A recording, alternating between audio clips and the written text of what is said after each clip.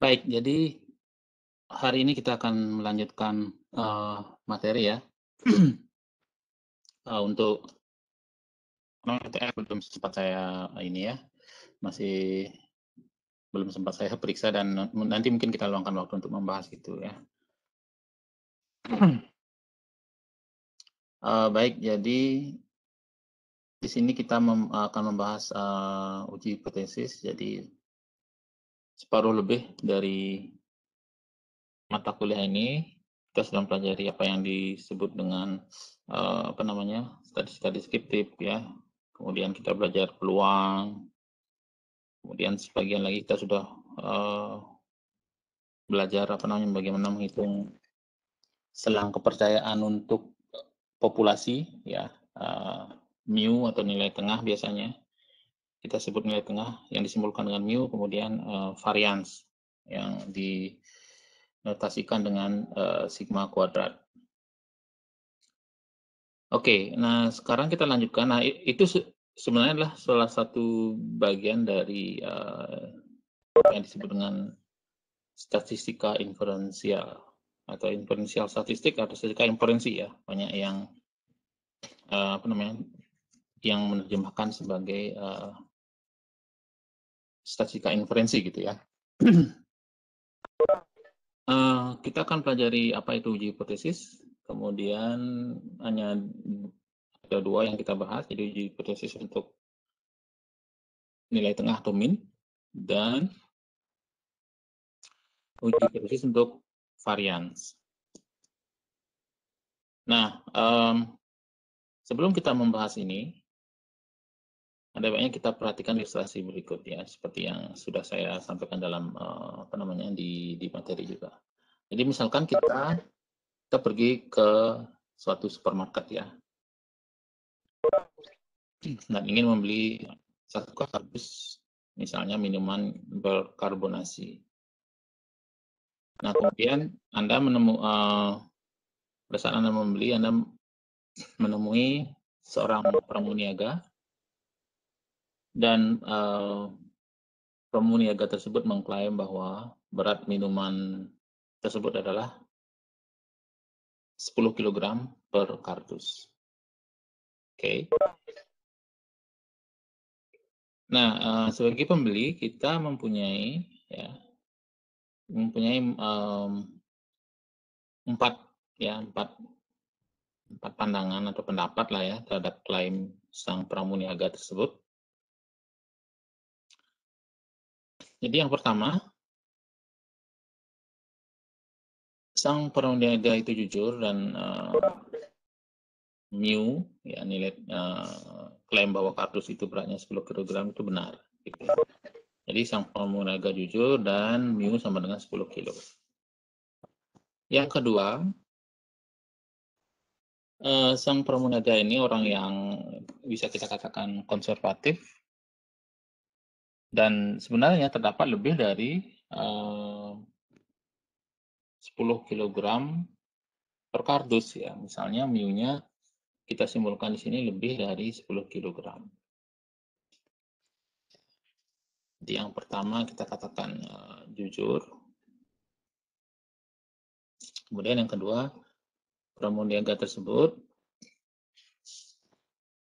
konservatif. Ya. Yang ketiga bisa kita katakan bahwa mungkin saja dia curang dan beratnya kurang dari 10 kilogram. Dan masing-masing ini kita nyatakan seperti ini, misalnya mu-nya 10, mu-nya lebih dari 10, dan mu-nya lebih kecil dari 10. Kemudian yang keempat, bisa jadi karena pramuniaga tersebut orang baru, jadi seperti halnya kita sebagai pembeli, ya Anda sebagai pembeli misalnya, sebenarnya tidak tahu berapa berat per kardus itu, gitu. Jadi artinya di sini apa klaimnya bisa tinggi atau bisa rendah. Itu artinya bisa lebih dari 10 kilo, bisa kurang dari 10 kilo. Atau di sini kita bisa mengatakan bahwa mu-nya itu tidak sama dengan 10. Ya, tidak sama dengan 10. Oke. 10 kilogram. Jadi ada empat pandangan kita, itu kurang lebih ya. Jadi yang pertama sekali lagi dia mengatakan jujur mengatakan bahwa mu-nya sama dengan 10. Kemudian yang kedua pada kasus konservatif bisa aja lebih dari 10 sebenarnya, tapi dia tidak terlalu ini misalnya tidak terlalu paham mungkin atau apa gitu ya. Kemudian ada yang kurang dari ini gitu. Dan seterusnya. Nah, bagaimana cara kita mengetahui ini? Berat ini sebenarnya berapa? Kan gitu ya, kurang lebih. Apa yang kita lakukan? Jadi kalau dimungkinkan, ya kita timbang kan, ambil beberapa kardus misalnya, kita timbang, catat beratnya berapa. Kemudian mungkin kita rata-ratakan, oh ya, rata-rata yang terperoleh misalnya, ambil aja misalnya 5 sampai 10 kardus gitu kan. 5 sampai 10 kardus, kemudian timbang gitu ya, timbang, beratnya dicatat. Katakanlah misalnya ada yang 10 kilo, ada yang 10,5 misalnya, atau misalnya ada 9,8 dan seterusnya. Nah, dari situ mungkin kita akan yang hal natural atau hal alami yang kita lakukan adalah kita menimbang itu, kemudian misalnya menghitung rata-rata kan, menghitung rata-rata dari berat kardus tersebut, sehingga kita tahu bahwa berat minuman itu sekian gitu misalnya. Apakah benar 10 atau misalnya lebih setelah dirata-ratakan misalnya. Nah, itu hal yang paling memungkinkan untuk kita lakukan. Tetapi masalahnya adalah hal seperti itu kan tidak praktis. Tidak mungkin kalau kita belanja ke supermarket lalu kita karena agak tidak percaya atau skeptis dengan klaim misalnya, klaim dari sang pramuniaga atau ya anggaplah semacam SPG atau siapa itu, atau Boys Promotion Girl mungkin ya, BPG kalau ada ya. Ya seperti itu, jadi tidak dimungkinkan. Nah, bagaimana caranya gitu ya. Nah, di sini ini adalah semacam ide dari bagaimana uji hipotesis ini akan dilakukan. Jadi sebenarnya kita mempunyai seperti ini. Jadi hipotesis mu-nya sama dengan 10, mu-nya tidak sama dengan 10, bisa lebih besar dari 10, bisa lebih kecil dari 10. Ya, seperti itu. Yang nanti akan tereduksi menjadi hipotesis yang hipotesis ini akan secara garis besar memiliki 3 bentuk lah ya, katakan ada mu-nya sama dengan 10 versus ini nanti mu tidak sama 10, mu-nya lebih besar 10 dan nanti lawannya adalah mu lebih kecil 10, atau mu-nya lebih kecil 10, lawannya adalah mu lebih besar 10. Jadi jika menurut kita sang pramuniaga ini adalah orang yang jujur, maka ya pada kasus pertama ini kita langsung beli. Jadi saya sorot yang pertama dulu. Nah, yang ini kalau kita anggap jujur, kita langsung beli tanpa bertanya lebih lanjut kan, gitu. Namun bagaimana dengan kasus ini 2 sampai 4? Ya. 2 sampai 4 ini bagaimana? Kita memiliki pandangan ada ya, kita anggap yang bersangkutan konservatif atau kuno gitu ya, curang atau bahkan tidak tahu sama sekali. Sama halnya dengan kita. Nah, bagaimana dengan kasus pertama? Jadi selain yang ini pada kasus tadi, jadi kita lihat bahwa kita bedakan menjadi ada 3 kasus nanti ya. Ada ya. Kasus yang pertama menguji bahwa sang pramuniaga itu konservatif. Jadi di sini mungkin kita memiliki praduga bahwa setelah melihat penampilan sang pramuniaga, ya, bahwa sang pramuniaga tersebut memiliki konservatif dalam klaim berat kardus tersebut. Ya. Nah, di sini kita memiliki hipotesis yang disebut dengan hipotesis null atau nol, ya sebenarnya nol ya, bukan null ini, karena ya ini dalam bahasa Indonesia kita ganti dengan nol, saya lupa mengganti ini. Nol, hipotesis nol atau ibaratnya hipotesis yang kosong gitu ya, atau H0 bisa ditulis begini. Yang mengatakan bahwa misalnya mu sama dengan 10 kilo. Karena kita ingin meneliti atau menguji bahwa kepercayaan kita percaya bahwa misalnya beratnya lebih dari 10 kilo, maka kita mempunyai apa yang disebut dengan hipotesis alternatif atau alternative hypothesis atau yang disebut dengan hipotesis riset. Nah, secara garis besar hipotesis nol ini adalah sesuatu yang kita tidak perlu melakukan apa-apa, itulah yang terjadi atau secara default ya, kalau dalam software kita menggunakan apa-apa, pilihan defaultnya ada di situ gitu ya, seperti itu. Nah, hipotesis alternatif adalah sesuatu yang ingin Anda buktikan, ya, yang ingin Anda cari melalui riset nanti. Gitu. Tadi ini juga berhubungan dengan kalau bidang farmasi melakukan suatu pengujian hipotesis bahwa misalnya nilai tengah tertentu, katakanlah suatu zat tertentu memiliki kadar apa gitu misalnya, penurun kolesterol kah atau apa gitu ya, mampu menghilangkan apa, menurunkan kadar gula atau apa gitu misalnya.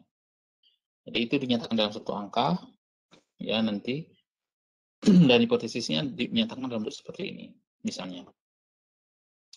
Jadi di sini sekali lagi bahwa yang pertama hipotesis itu berbentuk sesuatu yang apa namanya, yang tidak bertemu, saling hindar ya. Jadi kalau yang satu berbentuk mu lebih kecil atau sama dengan 10, yang satunya lagi mu lebih besar atau lebih besar dari 10. Ya.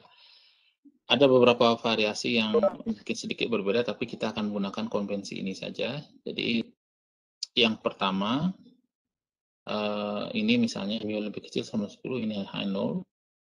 Ini yang hipotesis alternatif.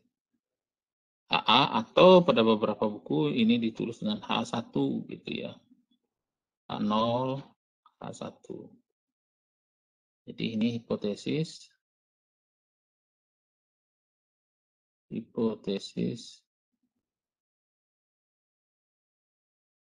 nol gitu ya. Kosong gitu ya. Ini hipotesis. Jadi ini biasanya ditulis HA alternatif.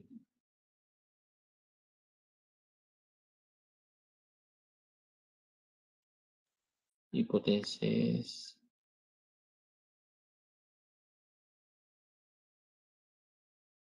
alternatif atau riset.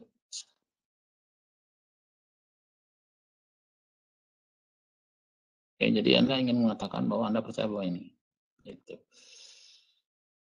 Oke. Yang sudah saya katakan tadi adalah hipotesis ini berbentuk kemungkinan yang saling hindar atau mutually exclusive dan termasuk merangkum, jadi termasuk semua atau all inclusive ya. Nah, jadi salah satu dari hipotesis H0 atau H alternatif ini benar, tetapi tidak kedua-duanya ya. Jadi hanya salah satu yang benar, tidak kedua-duanya. Jadi di sini karena kedua hipotesis tadi saya katakan memiliki bentuk yang saling hindar dan all inclusive atau terangkum lah ya.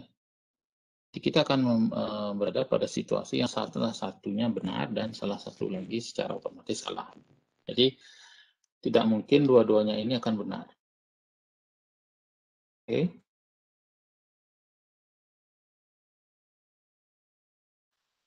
Sehingga terdapat dua kasus. Yang pertama, pada saat H0 benar, maka HA-nya salah. Alternatifnya atau hipotesis risetnya salah. Di sini Jika kita menerima hipotesis 0, maka kita telah melakukan hal yang benar. Artinya pada saat H0 benar, KH alternatif salah. Itu adalah sesuatu akibat dari ini yang saya katakan tadi. Kejadian saling hindar tadi.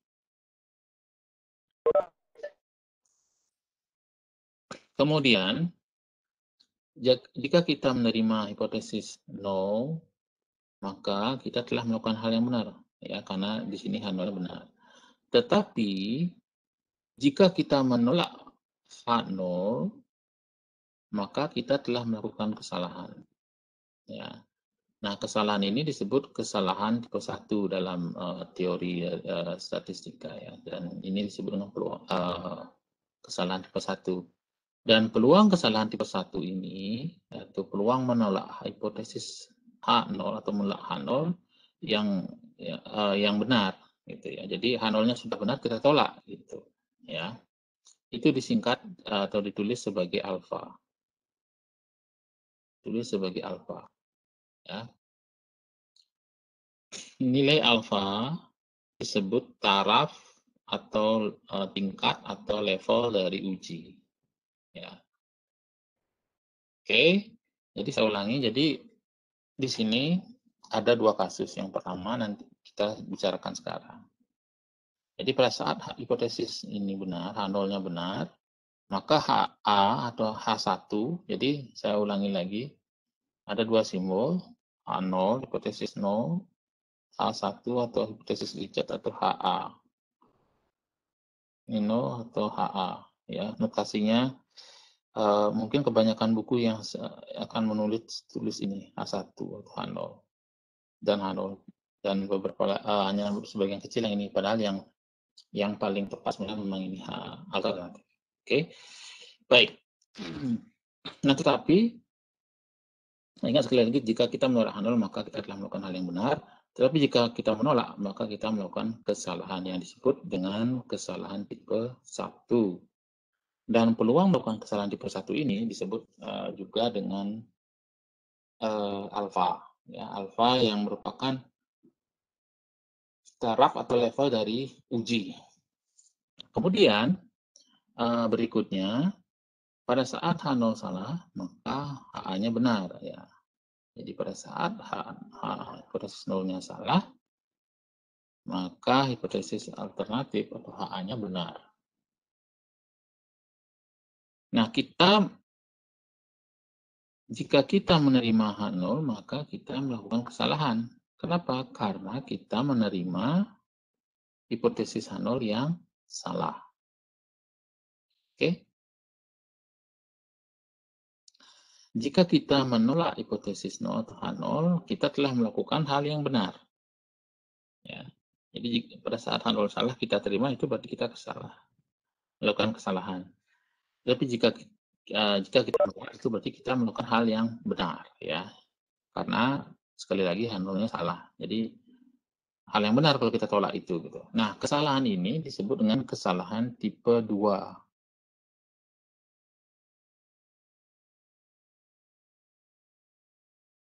Nah, peluang kesalahan tipe 2 ini adalah peluang menerima hipotesis 0 yang salah. Dan kita nyatakan sebagai beta. Oke. Nah, pada dasarnya dalam uji hipotesis, segala sesuatu yang kita lakukan berusaha meminimalkan kesalahan ini dua-duanya. Nah, tetapi yang terjadi adalah kita tidak bisa membuat dua-duanya menjadi sama-sama minimum. Ya, yang kita bisa seoptimal mungkin saja, gitu. Selalu ada kesalahan, tidak mungkin ini 0, ya. Oke, yang ini juga sama. Oke. Jadi saya ulangi, ada dua. Ya, dari tadi saya tegaskan, yang pertama H0 benar, kita tolak, maka kita melakukan kesalahan, itu disebut dengan alfa, kesalahan tipe 1, ya. Kemudian H0 salah, kita terima, ini disebut dengan kesalahan tipe 2 yang kita notasikan sebagai beta. Nah, kalau kita kembali kepada kasus yang kita bicarakan tadi, bagaimana cara kita menguji hipotesis tersebut? Ya, saya sudah mengatakan tadi, ya ambil saja sampel. Nah, di sini ini adalah salah satu contoh yang sifatnya berandai-andai ya, tidak mungkin kita tidak diizinkan mengambil sampel kardus ini dalam kalau kita pergi ke supermarket atau minimarket sekarang ya. Oke, jadi mungkin kan ngambil kardus, Mas minta dong kardusnya gitu, 25. Tolong diambilkan, saya mau timbang, nggak mungkin gitu ya. Tapi inilah perandaian. Jadi di sini artinya apa? Kita mengambil sampel ya. Ini ambil sampel.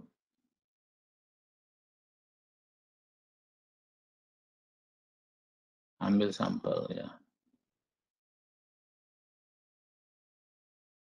Oke, ambil sampel.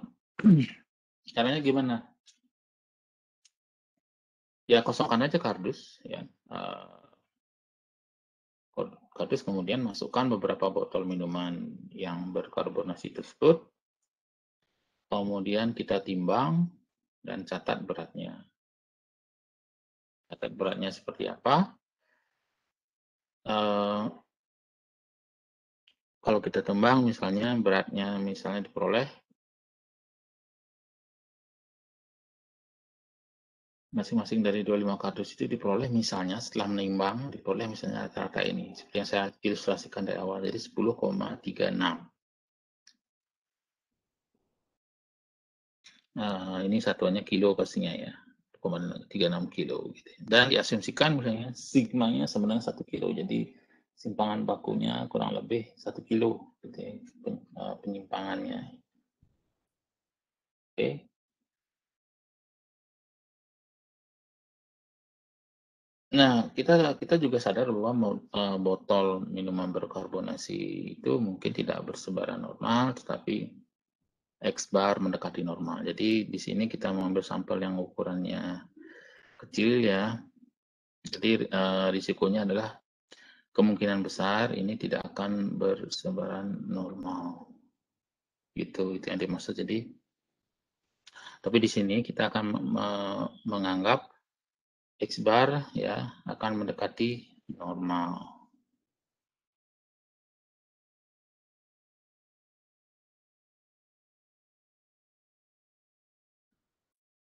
Nah, kita juga tahu bahwa menurut teorema limit pusat, jadi ini seperti yang kita pelajari pada sebaran pengambilan sampel, X bar dikurangi mu sigma per akar L ini memiliki sebaran normal baku, ya, yang seperti yang kita lihat pada tabel ya, dan kita sudah menggunakan ini pada materi tentang sebaran pengambilan sampel, sebaran normal baku. Ya. Jadi kita bisa lakukan ini, hitung aja Z-nya berapa, gitu ya, berapa Z-nya. Di setnya misalnya X barnya diperoleh ini 10,36 dikurangi mu-nya adalah diperoleh dari ini. Nah, pada saat kita melakukan hipotesis mu-nya nilainya ini 10 ya, kita percaya gitu. Bahwa lebih dari 10 kurang dari 10 atau berapapun itu ya, mu-nya diambil dari situ 10, kemudian kita anggap sigmanya 1 tadi ya, sehingga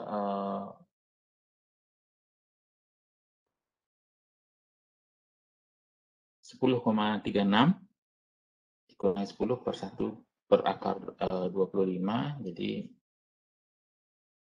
0,36 dibagi 0,20 ya, 0,36 dan 0,20, jadi sama dengan 1,8.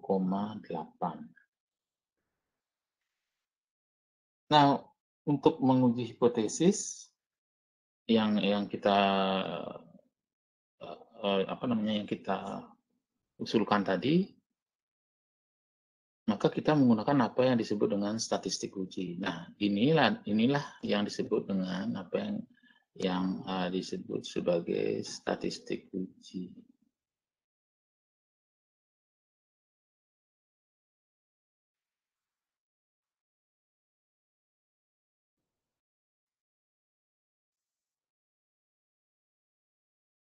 Oke, statistik uji ini akan membantu kita membuat putusan yang diambil. Ya. Nah, di sini di contoh ini kita menggunakan statistik uji yang disebut dengan statistik uji Z, ya. Nah, statistik uji Z ini berbasis atau berdasarkan pada teori limit pusat tadi, ya, teorema limit pusat, dan ini adalah Z ini menyebar normal atau memiliki distribusi normal. Nah, kriterianya adalah, nah di sini saya tidak mengajarkan bagaimana dapat ini, tapi kita menggunakan saja ya. Jadi hipotesis nol tidak akan diterima atau dengan kata lain ditolak apabila Z ini lebih besar dari Z alpha.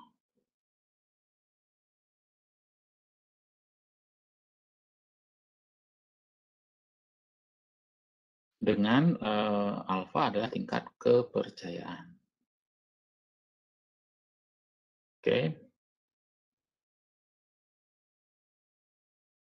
Nah, apa yang kita tulis tadi ini disebut dengan daerah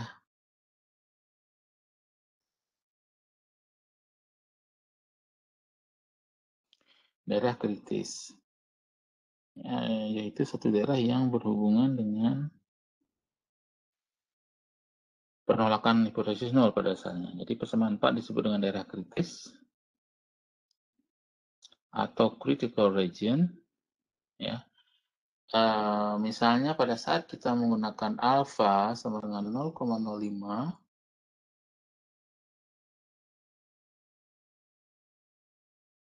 nah, kita akan memperoleh Z 0,05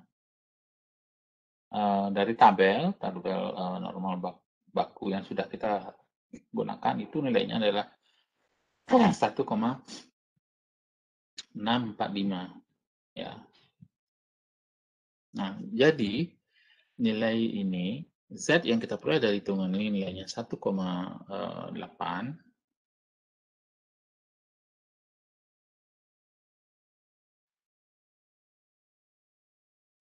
dan ini Z 0,05 1,645. Jadi karena Z-nya lebih besar daripada Z alpha, maka kita tidak menerima atau bisa kita katakan menolak hipotesis nol atau H0. Nah, apa artinya di sini? Ketika kita tidak menerima atau menolak ini, artinya dari bukti-bukti yang kita punya, tidak cukup alasan kita untuk tidak menerima ini karena buktinya tidak cukup misalnya, ya, sehingga dikatakan kita tidak menerima atau menolak hipotesisnya.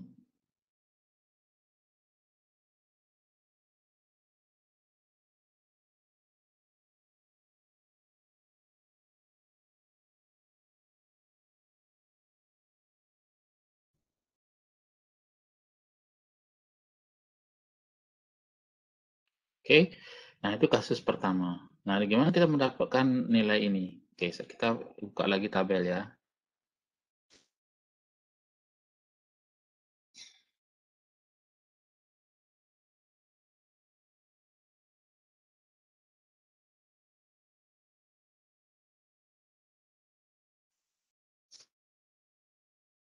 Baik, kalau kita lihat lagi tabel, ya, jadi di sini tujuan kita adalah angka dalam tabel mana yang menghasilkan ini Z 0,05. Jadi 0,05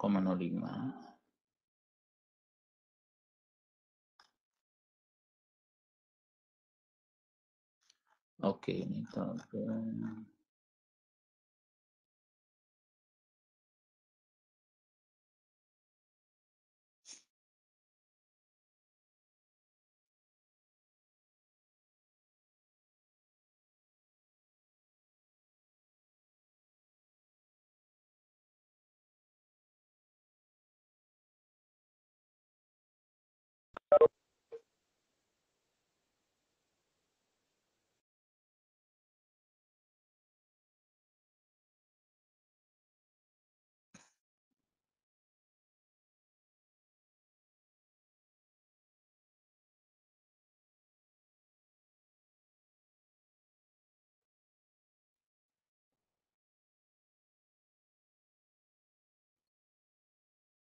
Ya, ya ini tabel yang sama ya. Oke, Z karena ini. Oke, ini adalah tabel Z dari ruas ini dari kiri ke kanan ya. Jadi Z daerah yang diarsir ini ya.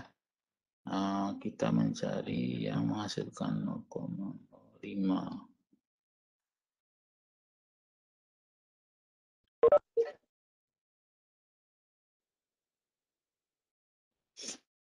Ya, jadi daerah ini adalah simetris, bisa yang menghasilkan 0,05 itu akan ada di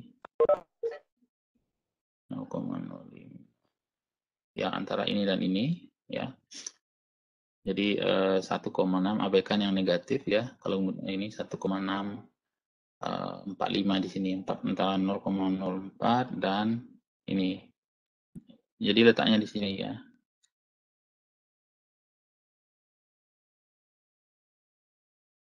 0,645 di sini. Oke.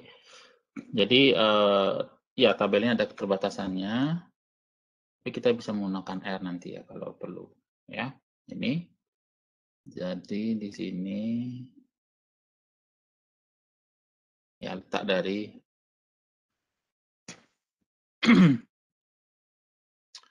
apa namanya, nilai 0,05, atau bisa juga cara berpikirnya begini ya, kalau menggunakan ini 1 dikurangi 0,05, jadi akan mencari 0,95, jadi sama juga kalau yang menggunakan positif di sini.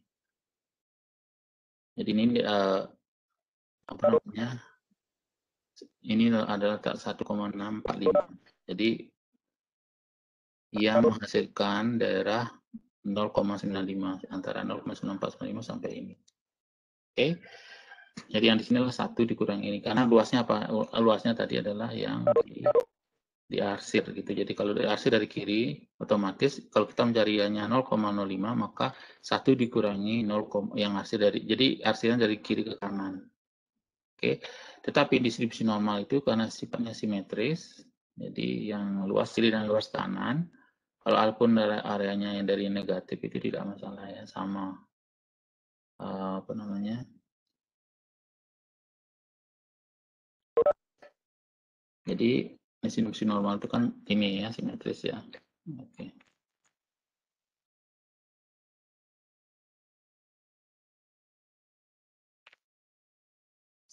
Jadi luas di sini kalau kita putar akan ada di kanan ini sama. Jadi kalau Z-nya kita putar,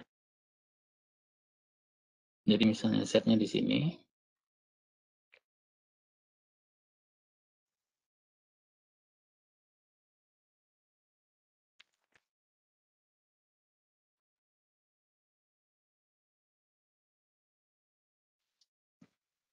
Z. Jadi kalau diputar, artinya kalau kita putar bawa Z ke kanan, saya arsir dengan daerah yang sama ini sama. Jadi luas 0,05 bisa jadi diperoleh dari ini yang bisa pakai negatif, tapi angkanya di sini ya. Jadi karena tabel normal itu ada beberapa jenis yang kita gunakan ini, jadi akan menghasilkan ini yang 0,5 ini 1,6, abaikan karena dia sama ya gitu. Oke. Ya nanti mungkin kita menggunakan R mungkin lebih gampang ya, karena ini tabel kadang-kadang berbeda, jadi kalau R tidak akan ada interpretasi begini. Jadi ada tabel yang mulai dari sini, ada juga yang mulai dari setengah di sini gitu. Ya, yang kita gunakan ada dari kiri. Oke. Nah, itu bagaimana kita mulai Z 0,05, jadi daerah ini dari tabel akan menghasilkan 1,645. Kalau kita jadi sini juga sama ya, 1,645 akan menghasilkan ya, karena luas itu ya, luas areanya itu tidak ada yang negatif ya gitu. Oke. Oke.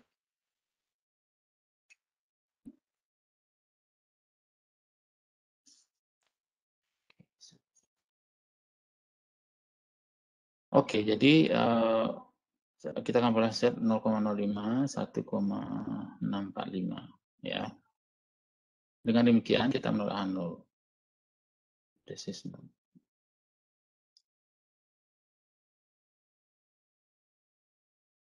Nah, kemudian pada kasus kedua kita menguji bahwa sang pramuniaga curang. Jadi untuk ini kita mempunyai hipotesis dengan bentuk seperti ini. H0 mu-nya lebih besar sama dengan 10 dan HA-nya mu lebih kecil dari 10 ya. Masih dengan sampel yang sama tadi, ditimbang masih sama ya 10,36. Jadi tidak berbeda ya. Bagaimana cara kita menghitung daerah kritis untuk hipotesis ini? Ya. Dengan cara yang sama seperti tadi, maka kita akan menolak H0 apabila set ini berada atau mendukung daerah ini, AA. Jadi bersesuaian dengan ini. Nah, kalau saya kembali yang tadi, kalau ini, ya H0, mu lebih kecil 10, mu lebih besar 10. Ya. Di sini,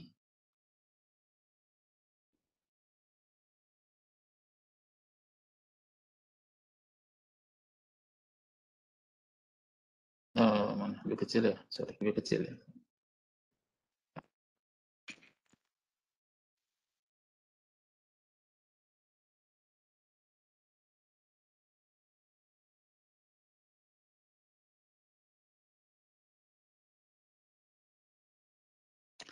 Maka ini akan ditolak apabila Z akan mengikuti daerah ini secara logika begitu ya. Daerah ini asalkan dia mengikuti daerah tanda ini, maka lebih besar dari ini maka mengikuti. Jadi nilai dari Z sebagai statistik uji, ini namanya statistik uji, saya ulangi lagi ya, akan membantu memberikan kita keputusan terhadap ini hipotesis ini ya. Sehingga apabila Z-nya lebih besar pada Z alpha yang ini tadi, maka kita akan menolak hipotesis no. Gitu. Jadi kita ingin menolak sebenarnya di sini tujuan dari riset, kita ingin mendukung apa yang ingin kita lakukan gitu ya pada dasarnya. Oke, nah pada kasus yang berbeda, sekarang tandanya di ini, kalau tadi ini lebih kecil, ini lebih besar, alternatifnya sekarang tanda ininya diganti, ini ya, mu-nya lebih besar dan ininya lebih kecil. Nah sekarang kita menghitung daerah kritis yang bersesuaian dengan hipotesis ini ya. Dengan cara serupa dia akan bersesuaian dengan tanda ini, tetapi bedanya di sini adalah minus Z alpha ya. Minus Z alpha dan ini ya hitung-hitungannya sama, cuma dibeda di tabelnya nanti ya. Menghitung tabelnya harus dicek lagi. Untuk alpha sama dengan 0,55, H0 akan ditolak apabila Z lebih kecil dari minus, jadi minus dari Z alpha. Z alpha-nya sama ya, Z alpha-nya sama 0,05 hasilnya ini. Kemudian kita tahu bahwa Z sama dengan 1,8 lebih besar dari ini, jadi kita menerima hipotesis 0. Nah, Z-nya tadi, Z-nya sama ya, tidak berubah, Z-nya sama dengan yang sebelumnya ini 1,8. Nah, 1,8 ini tidak lebih kecil atau sama dengan minus Z. Ya, justru sebaliknya, ini lebih besar kan gitu ya. Nah, kalau dia lebih kecil dari Z, minus Z alpha, maka kita akan menolak hipotesis 0. Nah, di sini berarti kita tidak menolak atau menerima hipotesis 0. Di sini artinya kita menerima. Jadi kesimpulannya adalah mu-nya lebih dari 10 kilo. Ini yang kita terima, H0-nya kita terima. Ya, itu yang kita bisa simpulkan. Oke, nah yang sebelumnya mu lebih kecil dari 10 kilo kita tolak ya. Ya, kita apa namanya? Z lebih besar dari Z apa. Jadi yang kita terima mu-nya lebih dari 10.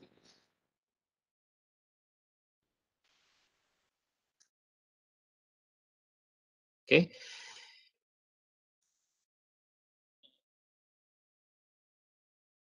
Ya. Kemudian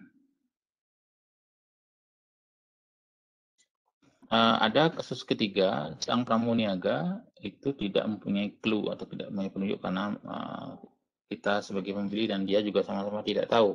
Nah, pada kasus ketiga ini, kemungkinan yang muncul adalah mu sama dengan 10 versus mu tidak sama 10.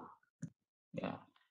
Mu sama dengan 10, ya sama dengan cara tadi yang menimbang kartu dan datanya sama ya, X bar misalnya dapat ini, tapi bedanya adalah pada daerah kritis atau daerah bagaimana kita menolak hipotesis nol. Ya. Jadi dengan cara serupa tujuan kita adalah ini. Nah, karena ini mu sama dengan 10 dan mu tidak sama dengan 10, baik untuk menolak ini berarti kan ada bedanya dengan tadi apa? Kalau yang ini hanya satu sisi ya. Mu-nya lebih besar atau sama dengan 10 itu saja. Ini juga sama yang tadi yang sebelumnya. Mu lebih kecil atau sama dengan 10. Oke. Jadi hanya satu sisi saja, lebih kecil 10 cukup, lebih besar 10. Nah, untuk kasus yang ketiga, ya, ini berarti mu ini kalau kita misalnya menolak ataupun menerima, maka kalau kita menerima, berarti mu sama dengan 10. Kalau tidak menerima atau kita katakan menolak hipotesis nol, maka mu tidak sama dengan 10 kan. Nah, mu tidak sama dengan 10 itu artinya mu-nya bisa lebih dari 10 atau bisa kurang dari 10.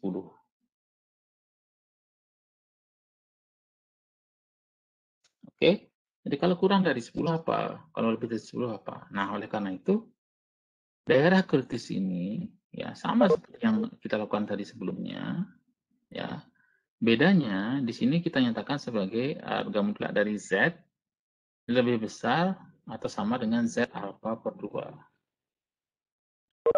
Jadi, sama seperti kita menghitung selang kepercayaan yang sudah kita pelajari, daerah ininya dibagi 2, karena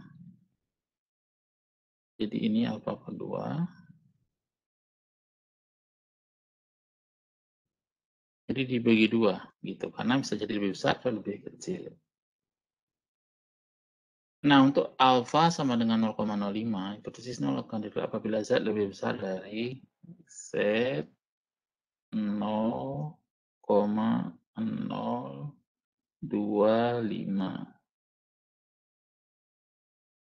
1,96. Oke. Oke, dari tabel seperti apa? Nah, dari tabel, ya,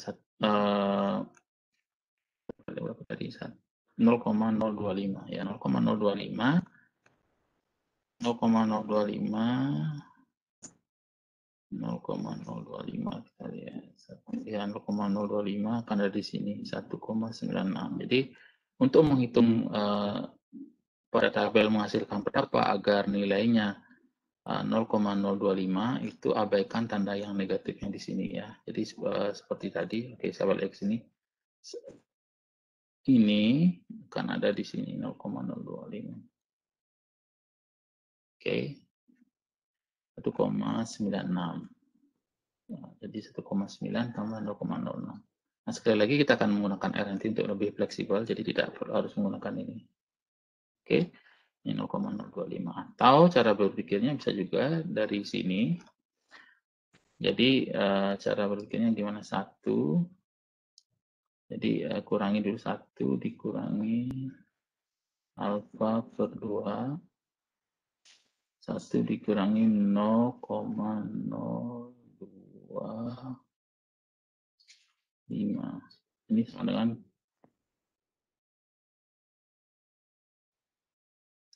0,975 ya. 975 jadi 0,975, jadi lihat di sini 0,975 dari di sini. Di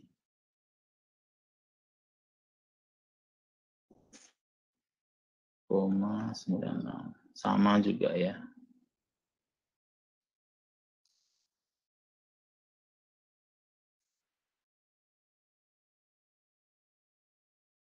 Oke, 0,975. Jadi ini adalah nilai dari Z 0,0225. Oke, sesuai dengan tabel ini. 0,025. Nah, di sini kita peroleh Z, yang seperti halnya yang kita hitung tadi, 1,8 itu lebih kecil dari 1,96. Jadi di sini apa yang kita simpulkan? Jadi karena ini 1,8 tidak lebih besar dari 1,96, maka kita menolak hipotesis 0. Tidak, kita menerima ya, karena tidak lebih besar. Kita menerima. Jadi mu-nya 10.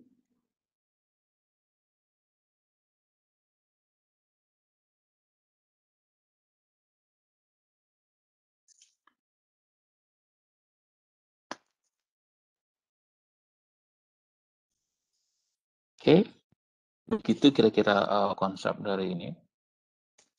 Baik, sebelum saya lanjutkan, apakah ada pertanyaan?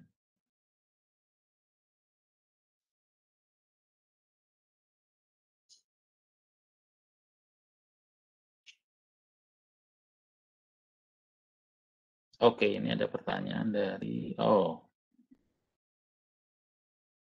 cara, oke, privately ya, oke, ya.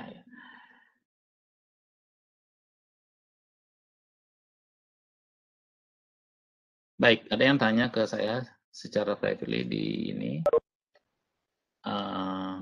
bagaimana cara menggunakan kalau pakai R? Oke, ya. Baik, saya akan perlihatkan ya.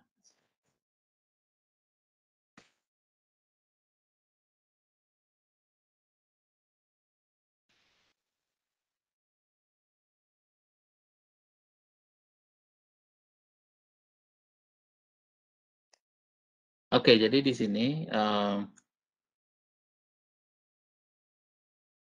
jadi tetap kita menggunakan, kalau menggunakan R, itu fungsi yang digunakan yang adalah kinom.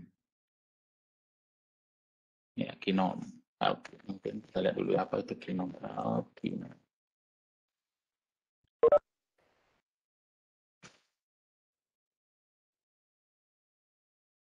Ya, jadi kinom itu adalah salah satu bagian dari suatu fungsi dalam R yang, ini ya. Oke, kinom adalah suatu fungsi dalam R yang bisa kita gunakan untuk menghitung kuantil,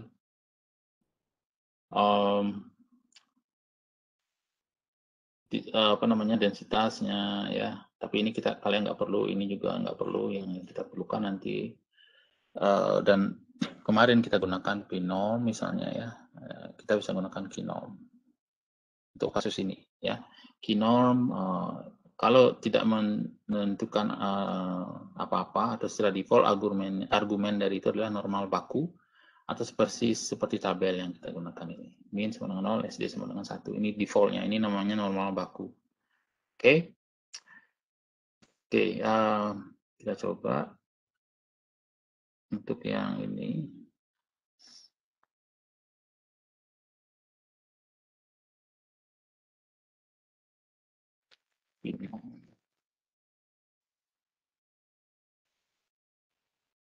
Ya, di sini kalau kita mengartikan kinom ini, oke, saya perbesar aja dulu ya. Ini agak sedikit ini karena kita harus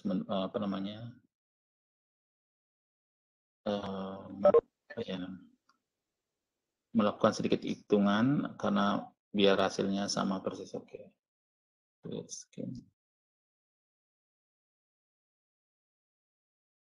Oke.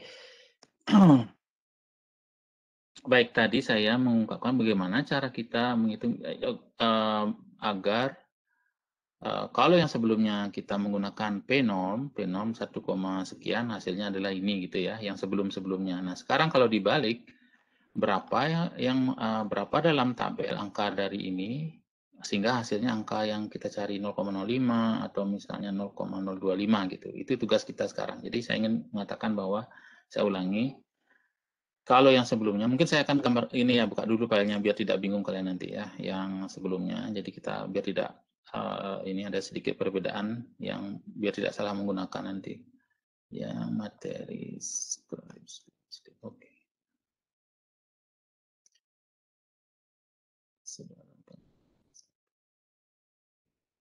Baik, yang ini kalau tidak.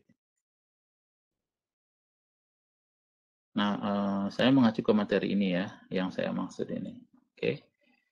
Nah, seperti ini.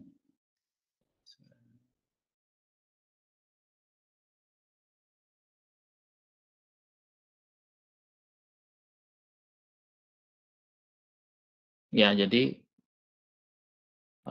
seperti ini ya. Kita akan menggunakan seperti ini. Entar dulu ini yang. Oh, ini yang mungkin dari awal ya.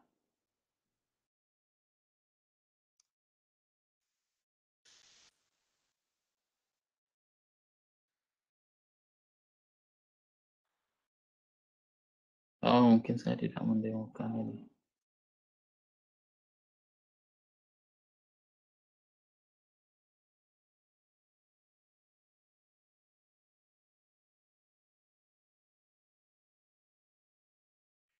Oke, mungkin saya tidak mendemokan. Oke, baikkan aja itu.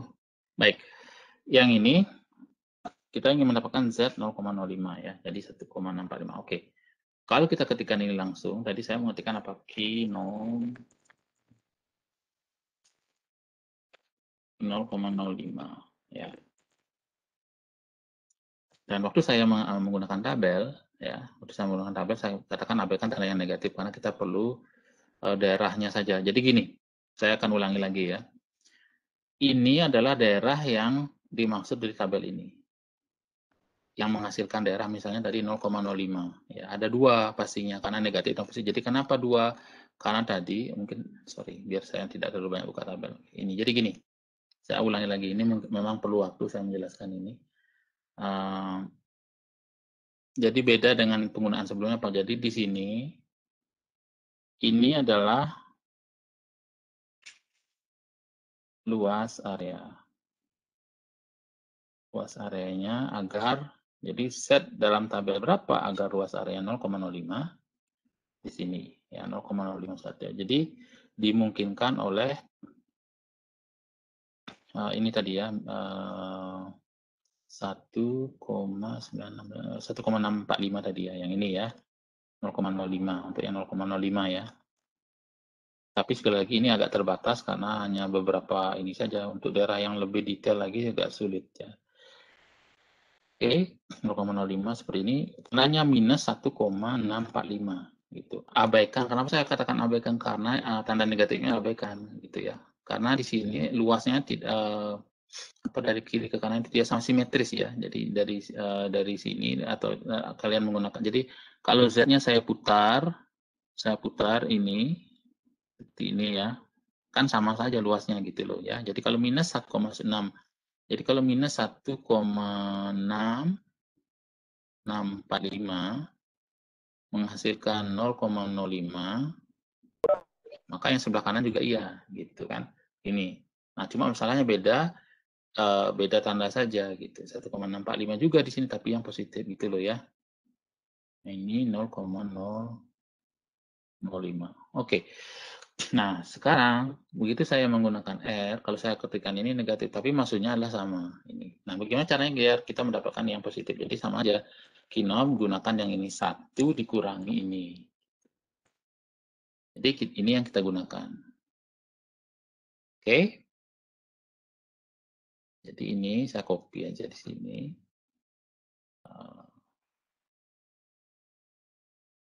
Saya akan menggunakan tabel. Oke, yang ini ya.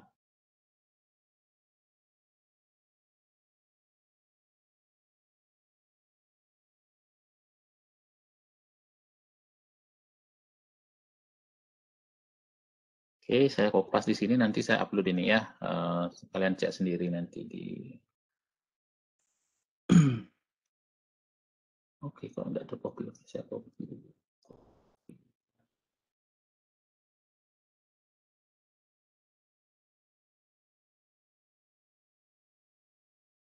Ya. Oke, ini Jadi ini untuk memperoleh ini sama ya, agar luas areanya 0,0. Jadi caranya ini kita bisa menggunakan ini tadi, tapi abaikan tanda negatif karena luasnya sama gitu ya, agar luasnya 0,05. Atau kalian kurangi satu dikurangi ini gitu, mungkin akan ini sama hasilnya ya. Cuma ini aja perlu pengabaian tanda negatif aja untuk menghitung ini, gitu ya.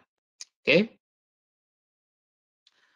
Ya itu namanya apa namanya? Ini namanya kuantil. Kalau yang kita hitung kemarin itu namanya fungsi distribusi kumulatif. Ya memang karena teorinya tidak saya kasih, jadi kita hanya menggunakan saja ya. Oke, sekarang kita coba yang berikutnya. Nanti kita lihat di ini juga. Yang ini misalnya minus oh ini sama ya karena alfanya 0,05. Oke. Kemudian yang ini alfa per 2 berarti Z dari alfa per 2. Alfa per 2 adalah 0,025. Oke. Kalau saya gunakan ini, Kinon 0,025. Minus 1,956 atau minus 1,96. Jadi yang kalian lakukan di R adalah 1 minus 0,025. Oke.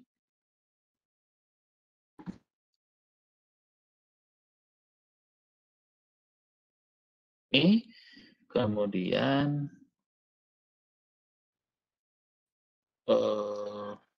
ya di sini saya tempel ya di sini. Oke, saya tempel di mana ini? Ya udah saya tempel di ini aja, yang ya di sini aja. Oke, belum tercopy.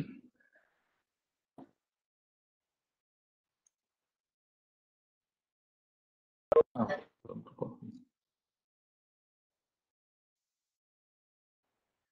Copy.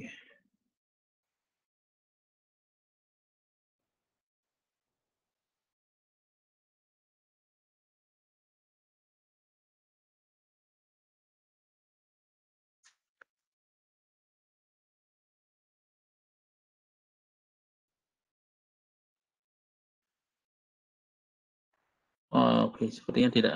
Oke, saya copy di yang sebelahnya di sini aja mungkin ya. Tuh. Oke, copy.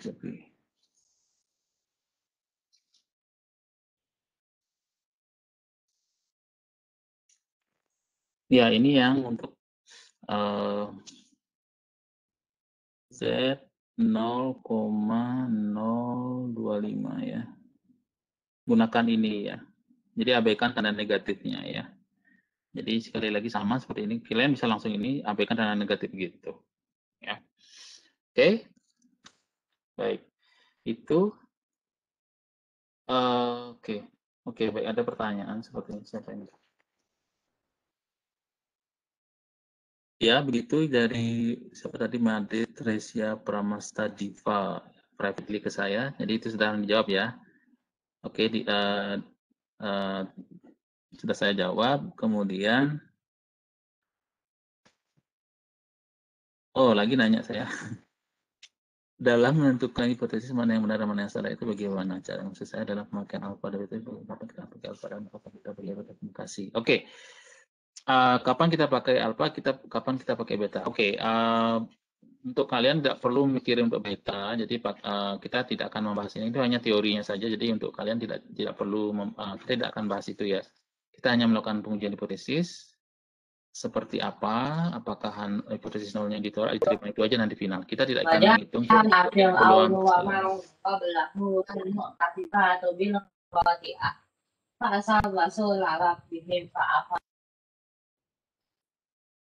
Oke.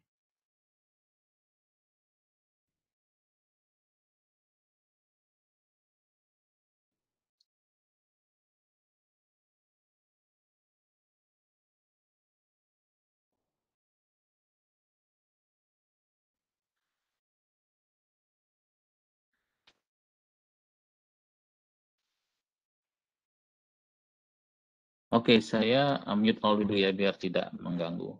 Oke, untuk Made Tresia Pramasta Diva. Jadi saya ingin yang pertanyaan pertama tadi sudah, karena mungkin chatnya di private ke saya, jadi sudah saya untuk R. Nanti kita gunakan lagi, ada contoh soal. Kemudian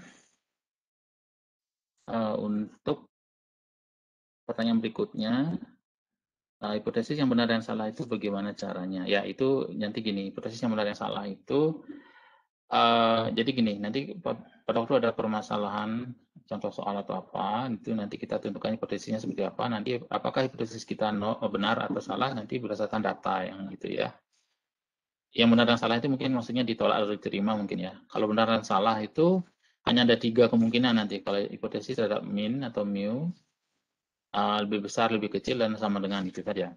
Ya, oke. Jadi pertanyaannya adalah ini atau ini atau yang ini, ya sama dengan, lebih besar sama dengan, lebih kecil sama dengan, atau lebih kecil sama dengan. Ya, oke. Baik. Bentar dulu ini. Ya, mungkin saya bisa lanjutkan dulu ya. Lanjutkan dulu, nanti ada latihan soal. Oke. Latihan soal nanti ya. Baik. Baik, apakah itu menjawab pertanyaannya, ini pertanyaanmu, Tresia, Tresia Pramasa Dipa?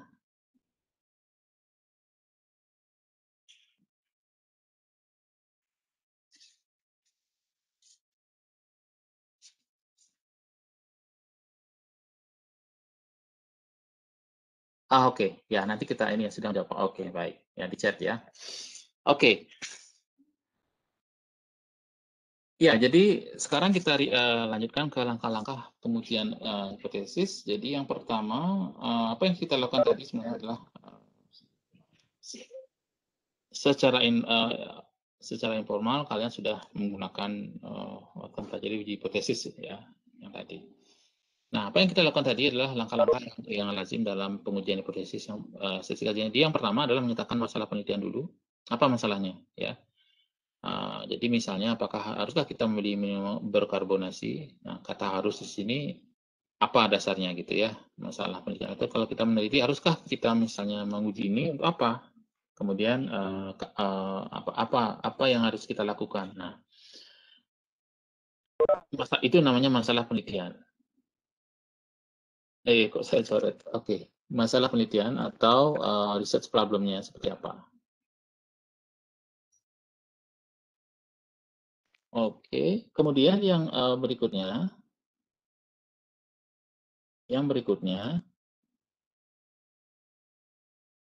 jadi yang pertama ini tadi ya. Yang berikutnya hipotesis nol. Hipotesis nol atau dan hasil hipotesis alternatifnya ya, nol dan alternatif. Memilih tingkat atau taraf signifikansi alfa. Nah, biasanya alfa yang dipilih itu biasanya, saya tidak mengatakan itu yang benar, tidak, tapi yang lazim yang digunakan, begitu tidak ditentukan, orang lazim menggunakan alfa ini sebesar 5%. Ya, alfa sama dengan 5%. Oke. Memilih statistik uji, misalnya Z. Nah, nanti ada alternatif lain, karena tadi, saya tidak mengatakan tadi ini apa, asumsi dari mana dapat Z dan kenapa menggunakan ini. Ya, nanti kita bahas pada materi berikutnya. Memilih Z, kemudian menghitung statistik uji ini tadi, statistik uji Z tadi, misalnya, ya jadi kalau kita menggunakan statistik Z, gunakan ini, menghitung, kemudian dia menghitung taraf signifikansi, hipotesisnya apa, ya, masalahnya penelitian apa, kalau kita trace back balik ke sini. Kemudian itu nilai kritis atau critical region itu tadi dari tabel tadi ya. Dari tabel tadi, di sini tabel Z ya, yang kita gunakan tadi, atau menggunakan tadi kita menggunakan apa, kinom ya, dalam R ya, kinom. Oke. Kemudian kita bandingkan nilai antara Z dan nilai kritis ini. Kalau Z-nya lebih besar atau Z-nya lebih kecil atau bagaimana, baru kita putuskan. Ya, dan sangat jarang dalam beberapa kesempatan nilai statistik uji dan nilai kritis itu sama. Ya, biasanya lebih besar atau lebih kecil, selalu begitu. Sehingga kita mempunyai keputusan untuk menerima atau menolak dengan lebih mudah. Ya, karena membandingkan. Jadi hipotesisnya seperti apa, tarafnya apa, sisi uji apa, kemudian nilai kritis atau kritika rejanya seperti apa. Oke. Nah, apa yang kita lakukan tadi, ya, kalau kita rangkum seperti ini. Ya, jadi apa yang kita lakukan tadi pada kasus contoh minuman berkarbonasi, tentu saja itu hanya contoh ya. Itu bisa diterapkan pada kasus apa saja, ya, yang berhubungan dengan hipotesis berbentuk seperti ini dan mengasumsikan populasi mendekati normal tadi gitu ya. Jadi di sini ada hipotesis nol seperti ini, hipotesis alternatif seperti ini. Nah, di sini yang perlu diperhatikan di sini adalah misalnya ini ya. 0 mu lebih kecil sama 0 HA 1 atau HA. Jadi sekali lagi hipotesis alternatif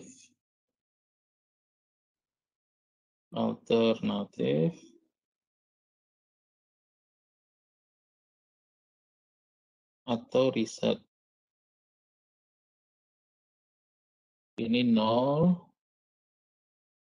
ya, atau bisa kita katakan default ya, default kita anggap seperti apa, tidak melakukan apa-apa ini loh gitu ya.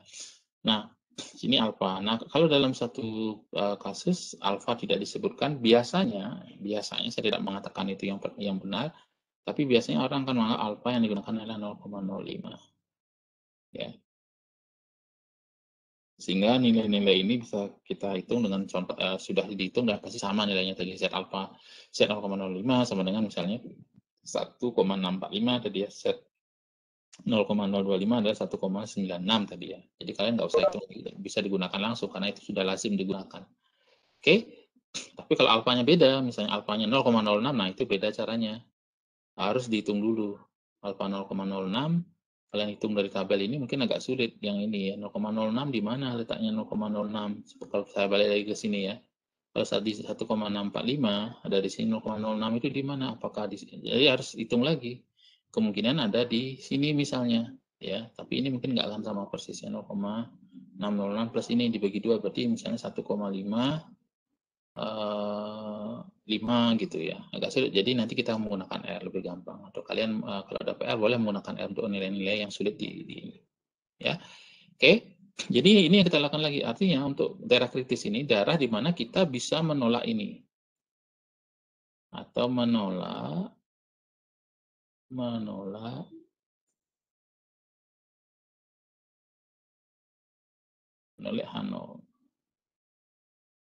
gitu. Atau kapan analisis apabila ini bersesuaian dengan kondisi-kondisi ini ya. Oke.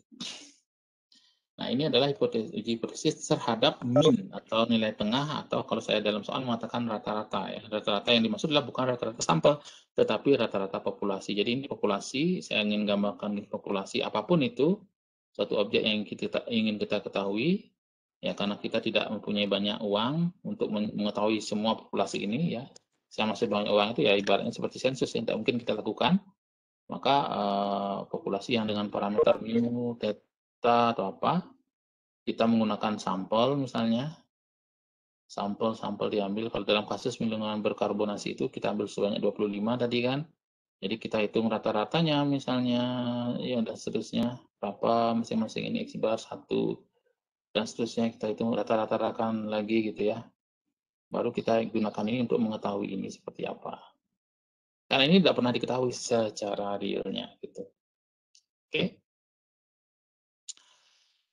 Nah, apa yang kita lakukan tadi mengasumsikan varians populasi diketahui. Dari mana saya mengatakan itu? Nah, kalau saya menyebut misalnya informasi seperti ini,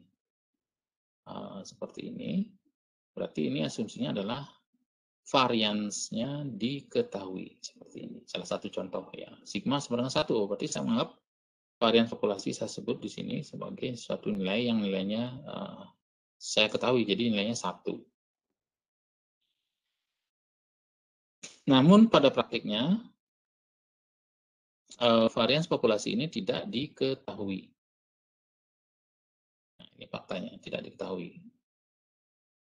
Sehingga kita menggunakan hanya berdasarkan pada sampel. Nah, ini seperti halnya contoh pada beberapa kasus yang sudah kita bahas tentang selang kepercayaan. Kita tidak mempunyai informasi tentang populasi, jadi hanya ada sampel, ya. Nah, seperti itulah misalnya kalau kalian menghitung selang kepercayaan dari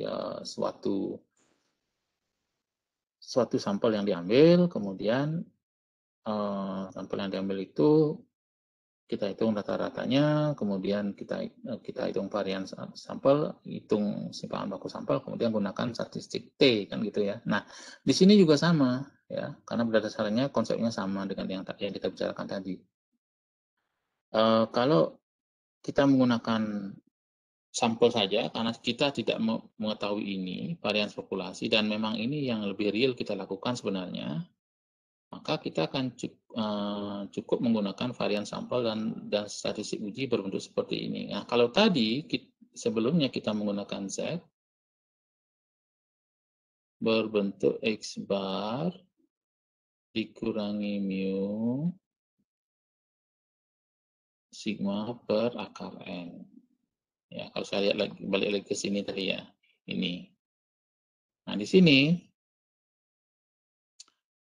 kita tinggal ganti sigma ini karena kita tidak tahu varian populasi dengan S, jadi sampel. Gitu. Oke, jadi tinggal mengganti ini dengan versi dari sampelnya S. Tetapi kita tidak bisa lagi menggunakan Z di sini. Tabel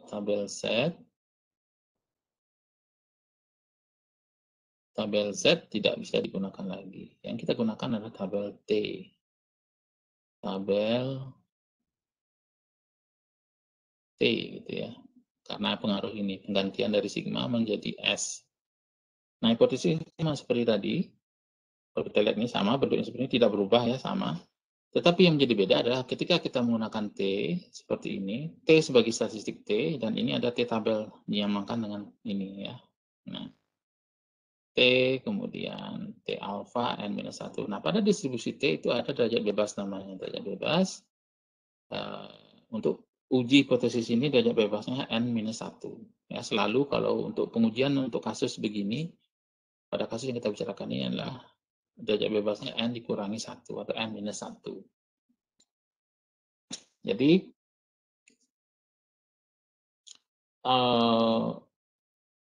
masih sama dengan tadi, bersesuaian dengan daerah ini untuk menolak H0 ya, sesuai dengan daerah di H1. Jadi T lebih besar atau sama dengan T alfa minus 1, dan sini T lebih kecil atau sama dengan minus T alfa dengan derajat bebas N minus 1. Dan untuk ini, untuk yang daerah ini namanya uji hipotesis dua sisi ya. Oke, ini sedikit teknis tapi sebenarnya tidak perlu terlalu ini. Ini namanya uji hipotesis satu sisi ya, karena hanya satu sisi yang diuji.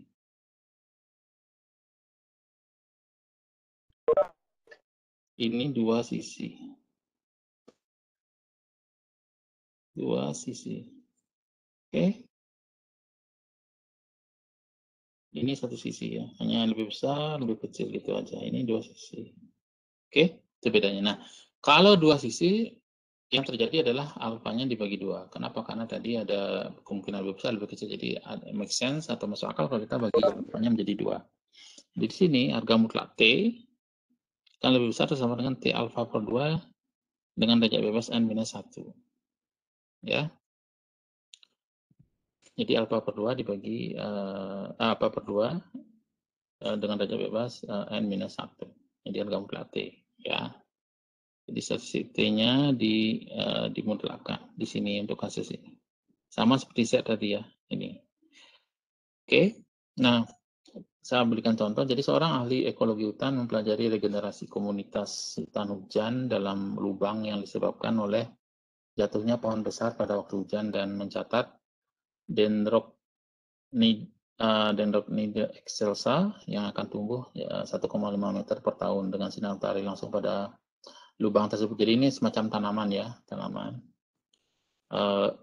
pada lubang tersebut dalam studi seorang ahli ekologi atau ekologiwan ini mengukur pada tahun 1998 dan mengukur lagi 1 tahun kemudian. Nah, ini adalah berikut adalah data perubahan tinggi untuk 9. Jadi hanya mengambil 9 spesimen, 1, 2, 3, 4, 5, 6, 7, 8, 9. Spesimen ini ya tentu saja sama dengan kata sampel. Pada bidang-bidang tertentu disebut dengan spesimen ya. Sampel. N-nya berarti jumlahnya 9. Pertanyaannya, apakah data mendukung bahwa rata-rata spesies ini akan tumbuh 1,5 meter per tahun dalam sinar matahari langsung? Oke, apa maksudnya? Akan tumbuh. Akan tumbuh. Bagaimana kita mengatakan ini? Ini datanya. Yang ada 9 ini ya. Jadi hipotesisnya apa? Kalau tumbuh 1,5 meter per tahun, di sini tidak dikatakan lebih tinggi 1,5 atau kurang dari 1,5. Jadi tumbuh berarti hipotesisnya adalah hipotesis yang mengatakan dua sisi nanti. Ya, seperti ini.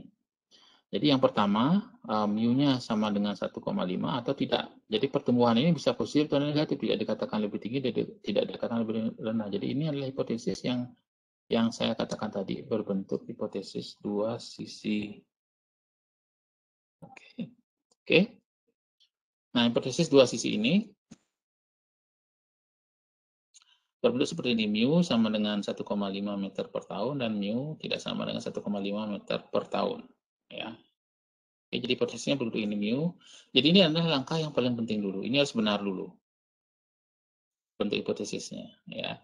Dari spesimen diperoleh N9 X bar. Jadi ini diperoleh dari mana? Dihitung dulu ya. S. Nah, di sini S-nya bukan sigma. Kenapa? Karena tidak ada informasi tentang populasi di sini, hanya mengambil 9 ini dan kita hitung berdasarkan ini rata-rata dari ini dulu 1,9 tambah 2,5 dan seterusnya sampai dengan 2 dibagi 9 diperoleh X bar 1,9. Varians dari ini 1,2 1, ini dikurangi rata-ratanya ya akar, kemudian akar dari ini dikeluarkan dibagi N-1 diperolehlah simbangan baku 0,51. 0,51.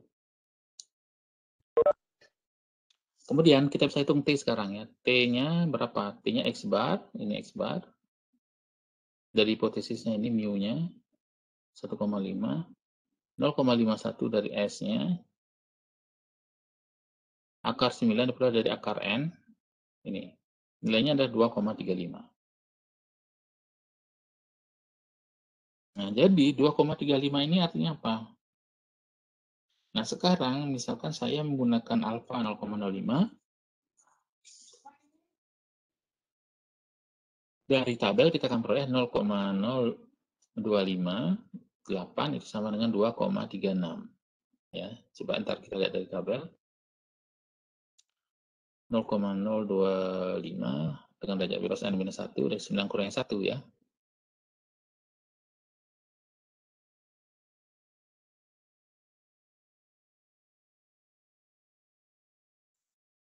Oke, ini dua sisi ya. Dua sisi berarti ini. Alfanya dibagi 2. Alfa dibagi 2. 0,025. Oke. Oke, dari mana dapat 2,306? Oke, sekarang buka tabel T ya. Tabel T.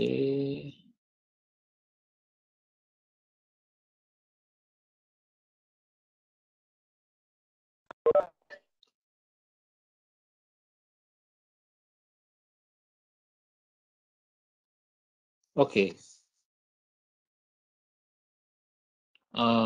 Kita sekarang menghitung area berapa yang menghasilkan dengan derajat bebas berapa tadi ya? 8 berarti ini ya. 8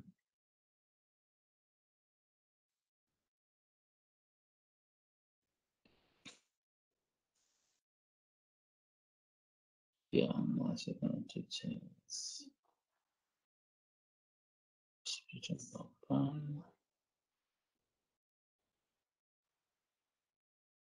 Berarti berapa? 2,025. Oke, yang di sini kemungkinan tidak ada di tabel ya, karena terbatas tabelnya. 0,025 tidak ada di tabel sini, jadi tidak bisa kita gunakan. Ya, kita akan menggunakan, karena di sini terbatas ya, 0, oh ini 0,0, tapi ini satu sisi ya, 0,025 area in one cell, gitu. Ya dibagi 2,02. Ya benar seperti ini. Oke, ada di sini turun.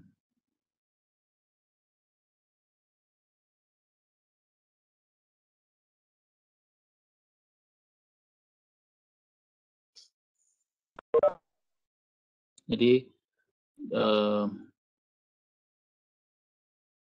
ya 2,306 yakin 2,306. Oke, 2,306 ya. Nah, bagaimana kalau kita menggunakan R? Jadi R kita menggunakan ini QT. Oke, QT. Nah, apakah sama seperti tadi? Kita coba saja 0,025. Nah, tapi sebelum kita mencoba itu, ini dulu coba help QT. Nah, ini QT untuk distribusi T yang kita gunakan ini nanti. Abaikan yang ini, jadi cukup ini P dan sampai DF. DF itu degree of freedom atau derajat bebas ya. Oke. QT apa tadi 0,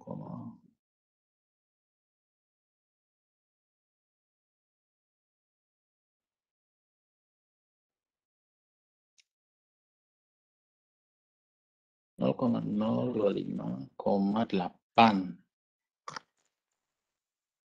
Oke, sama seperti tadi, abaikan tanda negatif. Ya, jadi atau cara lainnya, QT 1 dikurangi 0,025,8. Oke, jadi 2,306,004.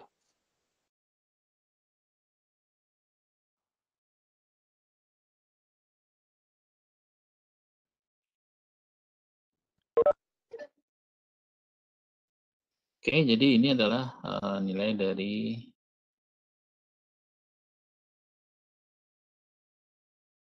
ini ya, T. Jadi di sini T-nya 2,35 itu lebih besar dari atau sama dengan 2,306. Jadi hipotesis nolnya ditolak ya, hipotesis nolnya ditolak.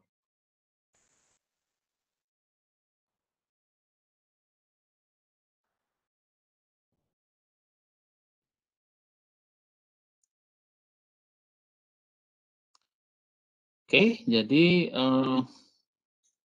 ada apa namanya seperti yang tadi ya, kita bisa menggunakan ini ya dua-duanya. Oke, nah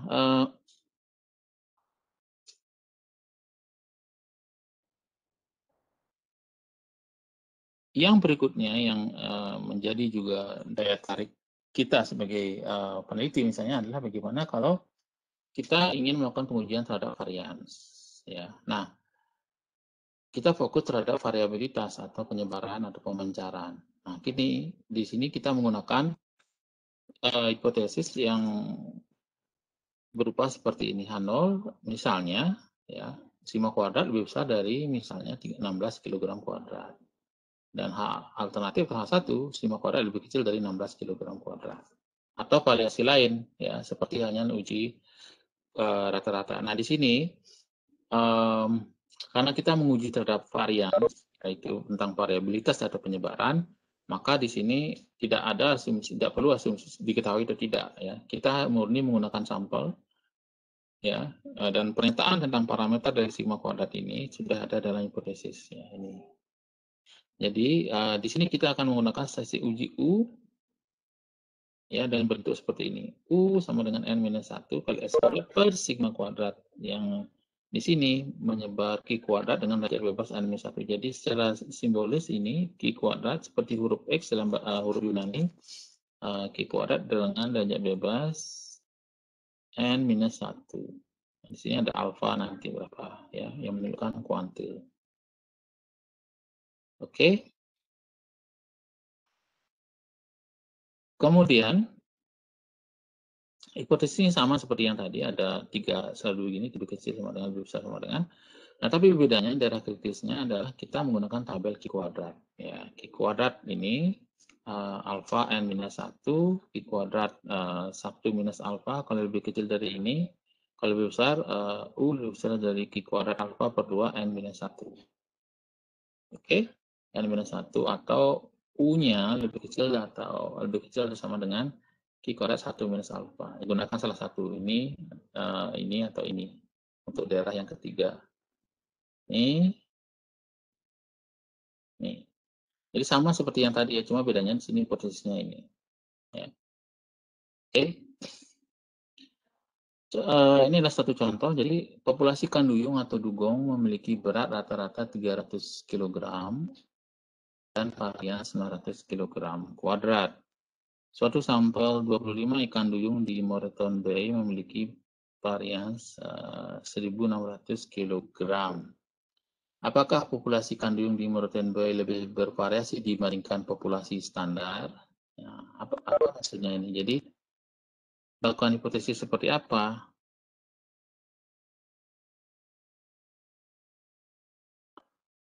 Nah, ini adalah populasi standarnya tadi, gitu kan? Populasi standar yang diberikan informasinya. Nah, oke, apa? Jadi hipotesisnya adalah ini. Pertanyaannya, apakah saya highlight yang ada ini saja? Apakah populasi ikan duyung ini lebih bervariasi? Nah, lebih bervariasi itu artinya lebih besar, yang lebih banyak variasi lebih besar dibandingkan populasi standar ya. Jadi kalau kita nyatakan seperti ini, populasi standarnya populasi ikan duyung dengan memiliki berat rata-rata ini dan varian ini adalah standarnya. Oke, jadi hipotesisnya berbentuk H0-nya mu kuadrat sigma kuadrat lebih kecil dari 900 kg kuadrat dan H-nya sigma kuadrat lebih besar dari 900 kg kuadrat. Oke. Nah, di sini kita mengambil sampel sebanyak 25 ikan duyung. Kemudian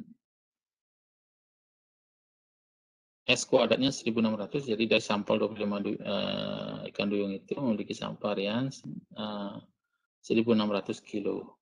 Jadi ini adalah varian dari sampel, jadi S kuadratnya 1.600 kilo. Jadi sekarang tinggal dibentuk U sama dengan 25 kurangi 1 kali S kuadrat bagi N. Dari mana dapat nilai itu ya? Ini yang tadi N-nya dikurangi 1, masuk di sini N. S kuadratnya di sini.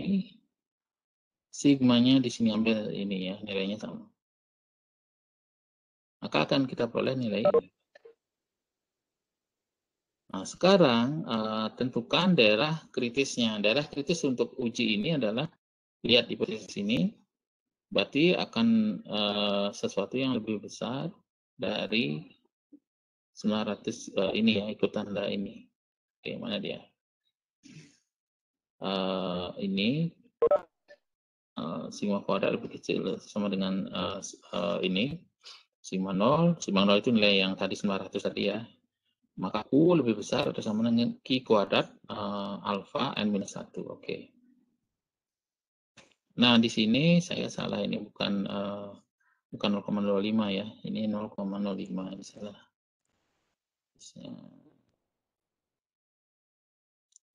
Karena dia hipotesisnya lebih besar sama dengan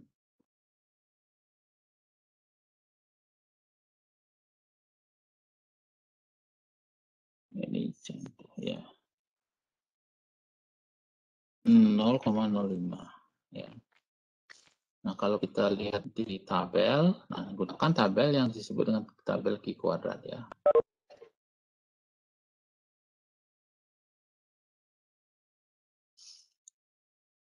Nah, ini tabel Q kuadrat, cari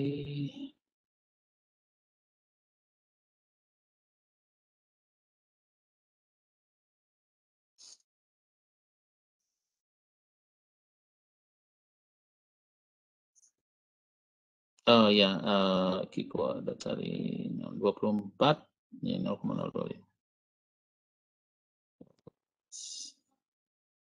Saya tutup dulu ini.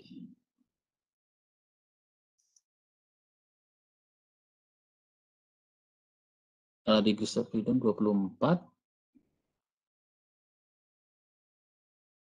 24, kemudian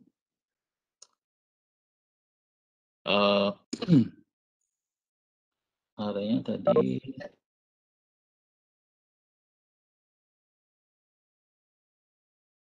ya, ini harusnya 0,05, ini harusnya 0,05. Ini harusnya yang tadi saya salah ya, alfa. Jadi lihat di sini. Atau ini ya, sama sih ya. Maka ini bersesuaian ya.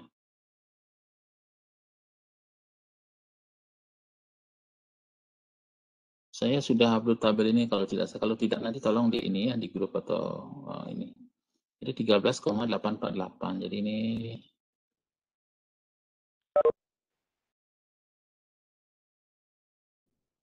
tiga belas koma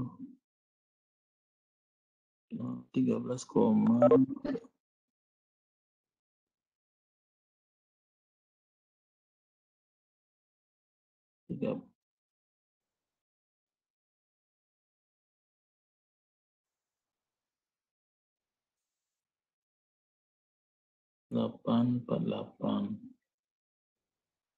ya. Oke. Jadi dari tabel nanti kita lihat ini N-1 24, lihat yang 0,05 jadi ini 13,848. Atau kalau kita menggunakan ini kita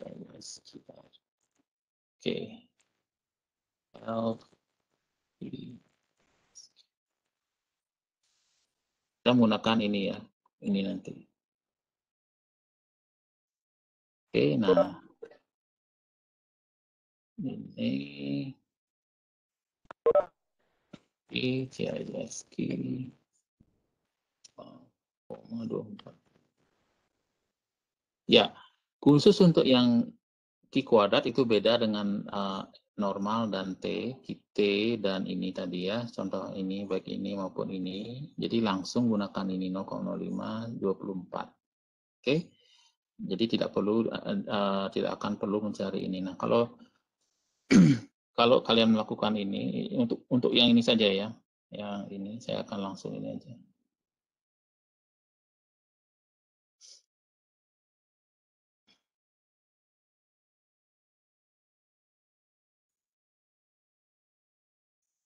Oke, yang ini ya. Baik. Jadi ini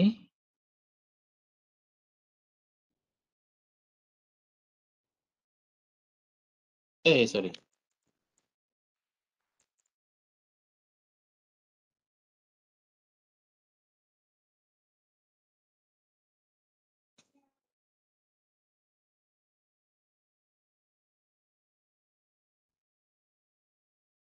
Yang ini ya.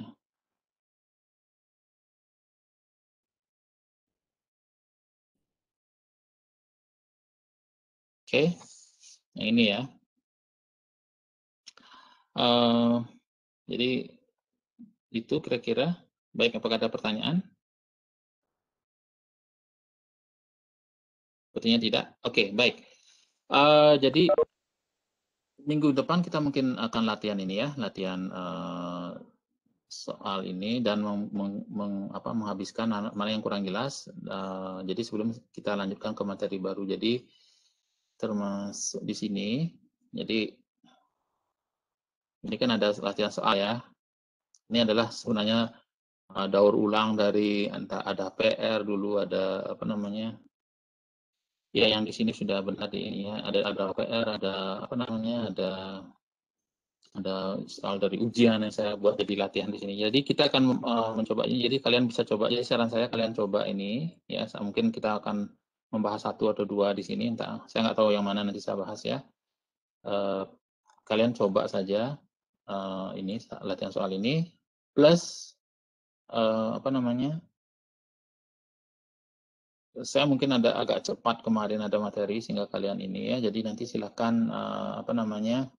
Silakan kalian bertanya semua hal yang berhubungan sampai ke materi ini ya. Bukannya ini selesai materi, bukan ya, cuma biar tidak ada utang saya ya. Kalau ada yang tertinggal, ada yang kurang jelas, boleh ditanyakan pada saat pertemuan minggu depan. Jadi pertemuan minggu depan membahas ini, bagaimana menggunakan implementasi R menggunakan ini ya. Karena ada beberapa di tabel yang mungkin tidak bisa digunakan dan seterusnya gitu ya. Jadi kita akan membahas ini minggu depan plus hal lain yang kalian ingin tanyakan ya. Kalau tidak ada nanti kita lanjut ke materi gitu. Oke, jadi kita latihan soal ini minggu depan ya. Jadi kalian coba dulu ini sendiri atau bergrup teman-teman, silakan saya sarankan kalian ini ya.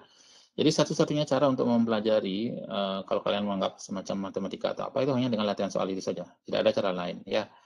Jadi biar lebih paham. Ya, kalau menggunakan software ya saya akan demokan. Baik, tadi ada yang tanya apa? Video di-upload secara ya, oke, pasti upload ya. Tapi ingatkan kalau saya belum upload ya. Izin bertanya lagi, apakah taraf simplifikasi alfa itu nilainya selalu 0,05 atau 5%, Pak? Tidak selalu ya. Makanya kita menggunakan R nanti juga ya, mengilustrasikan ini ya. Nah, jadi tidak selalu 0,05 ya. Tetapi artinya secara default kalau orang tidak mengatakan berapa alfa itu, berarti akan dianggap ini gitu. Ya, yang lain bisa 1%, bisa 2%, tapi yang paling lazim itu 1%, 5% gitu biasanya. Ya, oke. Dan beberapa hal lain yang bisa kalian ini nanti ya. Oke, pertanyaan. Jadi saya sarankan kalian baca ini dulu, coba latihan ini dan mana yang ini. Jadi karena kalian tidak ada praktikum, jadi mungkin kalian perlu waktu menggunakan R. Kalau ada masalah, silakan posting di grup atau japri saya atau DM saya atau apapun istilahnya. Silakan ke ini saya. Saya senang hari ini banyak yang bertanya. Mudah-mudahan ini hal yang positif bagi kalian ya.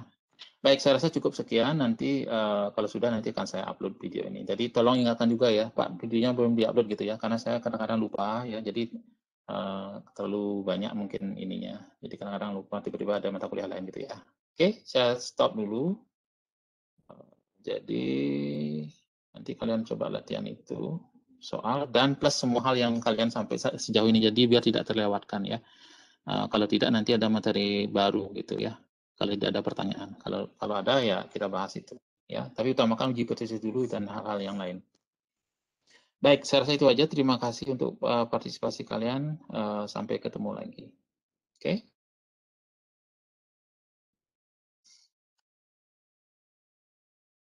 Saya akan close. Terima kasih banyak ya. Nanti kalian coba R-nya dulu ya.